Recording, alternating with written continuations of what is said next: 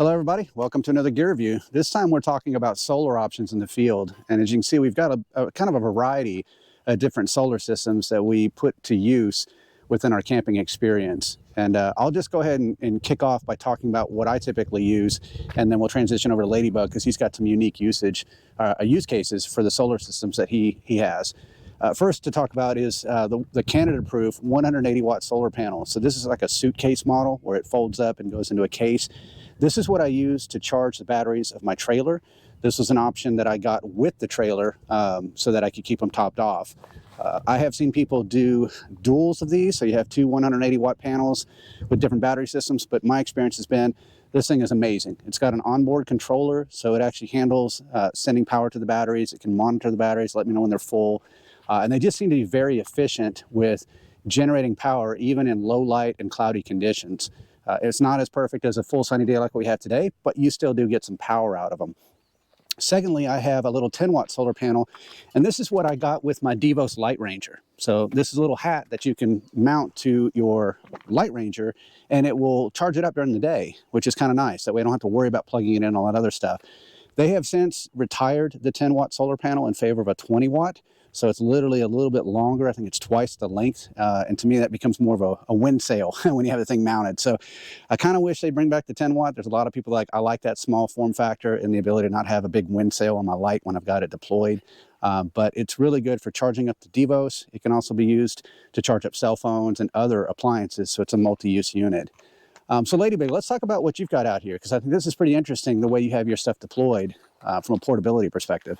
This little guy here is just it's a pretty run-of-the-mill solar battery charger, and it's got a fairly large battery bank here, so I could recharge my cell phone or my satellite messenger several times, many times, maybe 4 or 5 times. Laying this out in the sun like that, it's a total standalone system. So when I'm away from the vehicle, if I throw that in the backpack, I've got extra power. It takes a couple of hours to charge fully. What is the capacity on that? Like what? You know, hard to say. I want to say it's about, was it the 5.8K? I don't know. Okay. I go by number of charges to a cell phone. Yeah, and that'll charge it about 4 or 5 times. What kind of wattage do you get out of that? Does it have that listed, like 5 watt? You don't really look at it from that standpoint because it can't do. It's probably going to give you about 2 amps out. So it's a standard USB output. That's it. You know, it's not high power at all. It's mostly just for little personal devices and the flexibility of having it be complete standalone from everything else. Okay. So and you use that to charge cell phones? Yeah. Can you charge GoPro batteries with it and stuff? Yeah, totally. So think of a USB output. It's 2 USB outputs and 1 micro in. So you can charge that from your bigger battery or from the wall before you leave to top it off. Or just and then you just keep it topped off with the solar after that. Yeah. That's nice. Typically, I don't even do that. I usually just have that as in the backpack. I'm going on a day hike. Throw that in there, so just in case your phone, my phone died, crap, I need to charge it up. That's one way. Okay. Then also a fold-up situation here is the Rock Pals. Get that out of the way. And it folds up to this size, which folds up the whole thing, you can see. And there goes a spider. Oh, careful, dude. Nice. Spiders there. Very compact. Little deal here, you've got a pouch in the back, and here's the wiring that goes into it. This lets you know that you're charging. You got your outputs there. Okay. And different wires for different type of connections. Go ahead. This is the larger output. See, these are they have a name for these connectors. I actually don't like them, but they actually work pretty well.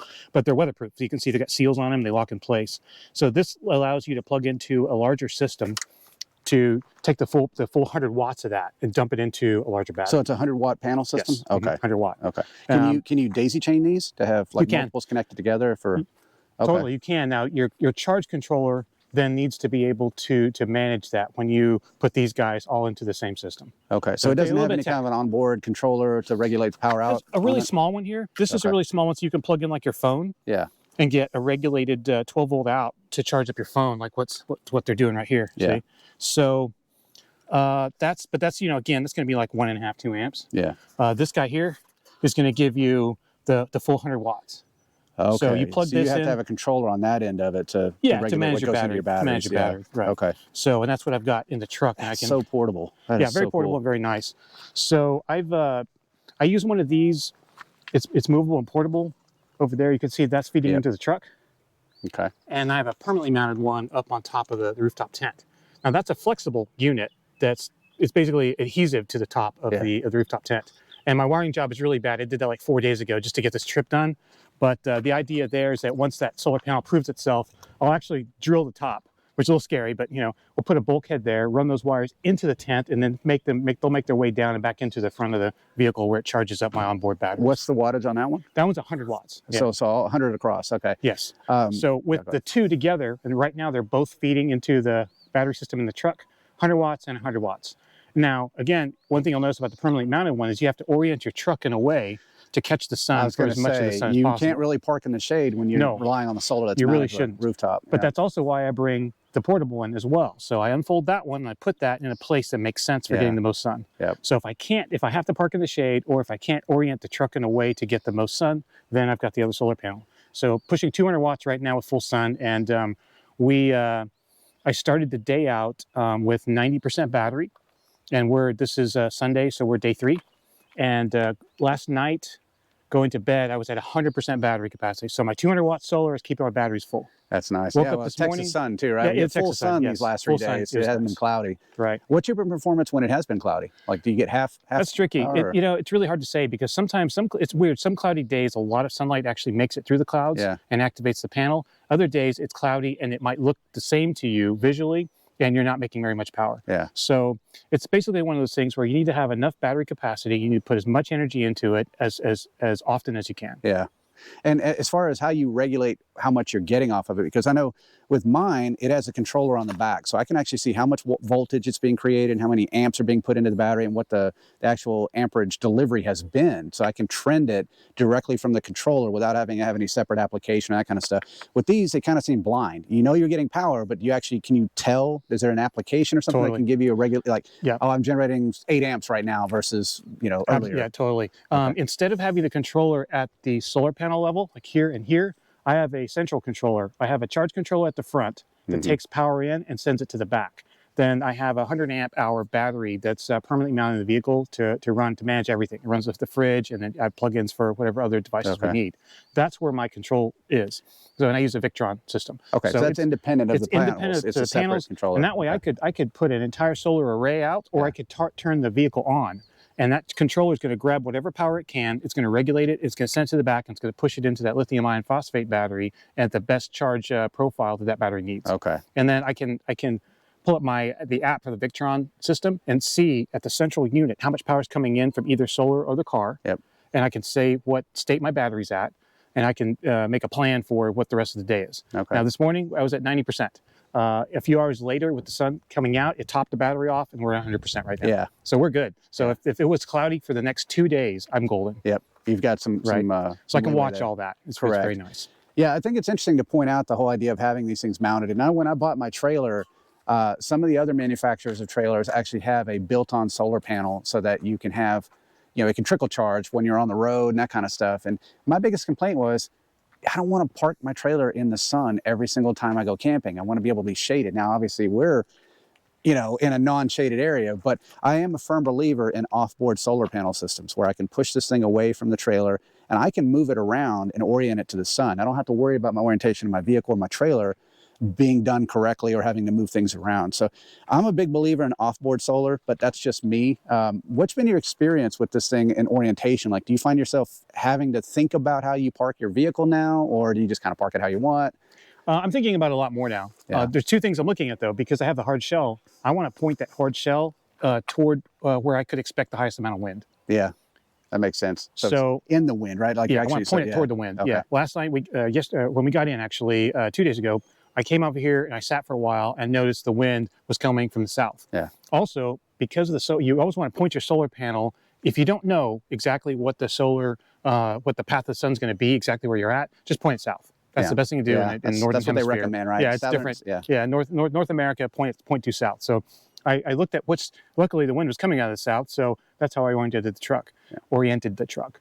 If I had to do it again, I think that I would actually put the truck on that side of our camp so that I'm still pointed toward the wind and I'm pointed to the south, so I get as much sun as possible, but my ladder would be toward the inside of the camp. So these are some of the things I'm thinking about. Yeah, it's things you don't think about until you're like, right. Oh, you know what, I could be doing that differently. Because then I would be protected from the wind on the interior of the camp, if I put an awning or an annex on the other side of that tent, that would be towards the inside of camp, and yet my hard shell is still giving me protection from the wind and some sun exposure. But that said, I totally agree that the offboard systems are good to have, so I like both. Yeah, so I can it's, have that. it's good to have redundancies. Send that out there and rotate around. Also, what if I have a problem with that? What if a tree branch hits it or something like that and knocks that guy out? I've got the backup. Yeah, agreed.